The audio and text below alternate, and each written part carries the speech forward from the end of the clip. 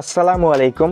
আইডিতে two factor add করতে গেলে অথবা নাম্বার জিমেইল রিমুভ করতে গেলে ঠিক এরকম শো হয়, you can not make this change at the moment. তো এটা আসলে কিভাবে সমাধান করবেন? তো অনেকেই আপনাদের ইনস্টাগ্রাম বা বিভিন্ন মাধ্যমে দেখাবে, বাট ওইগুলো ওয়ার্কিং না। তো এখন আমি আপনাদের একটা ওয়ার্কিং সমাধান দেখাবো কিভাবে আপনারা এটা ফিক্স করতে পারেন। তো অবশ্যই ভিডিওটা সম্পূর্ণ দেখবেন এবং স্টেপগুলা ফলো করবেন।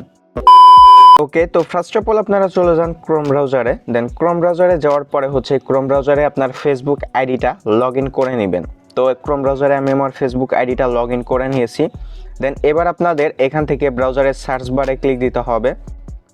দেন ক্লিক দেওয়ার পরে এখানে সার্চ করুন METAAUTHLOGIN।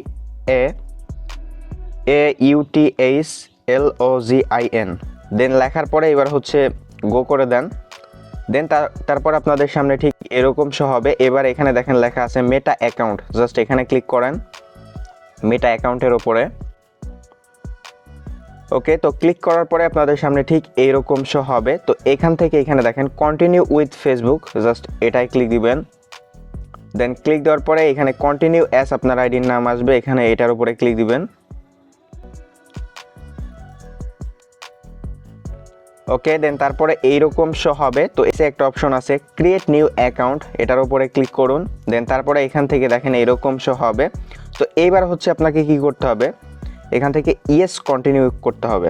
ওকে, দেন তারপরে এখানে আপনার ইমেইলটা শো হবে আপনার আইডির। তো ইমেইলের উপরে ক্লিক দিবেন। দেন দেওয়ার পরে এখান থেকে নেক্সটে ক্লিক দিয়ে দিবেন। ওকে, তো নেক্সটে ক্লিক দেওয়ার পরে ঠিক এইরকম শো হবে। তো এইবার দেখেন এখানে একটা চেক মার্ক আছে, জাস্ট এটা ওকে করে দিবেন। দেন দেওয়ার পরে ক্রিয়েট অ্যাকাউন্ট, জাস্ট এটার উপরে ক্লিক দিবেন। ওকে, তো ক্লিক দেওয়ার পরে একটু লোডিং নিবে, দেন একটু অপেক্ষা করেন। দেন এইরকম শো হবে, এখানে দেখেন এইরকম শো হবে। তো এবার কি করবেন, এখানে দেখেন অ্যাকাউন্ট সেন্টার, জাস্ট এটার উপরে ক্লিক দিবেন, password and security. Then click দেওয়ার পরে এখানে একটু লোড নিবে। দেন তারপর আপনাদের সামনে এরকম শো হবে। তো এবার পাসওয়ার্ড অ্যান্ড সিকিউরিটি, এটার উপরে ক্লিক দিবেন। দেন দেওয়ার পরে এখানে দেখেন অপশন আছে টু ফ্যাক্টর অ্যাথেন্টিকেশন, জাস্ট এটার উপরে ক্লিক দিবেন।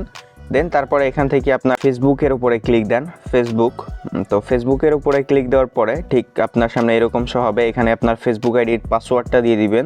তো পাসওয়ার্ডটা দেওয়ার পরে এবার সাবমিটে ক্লিক দেন।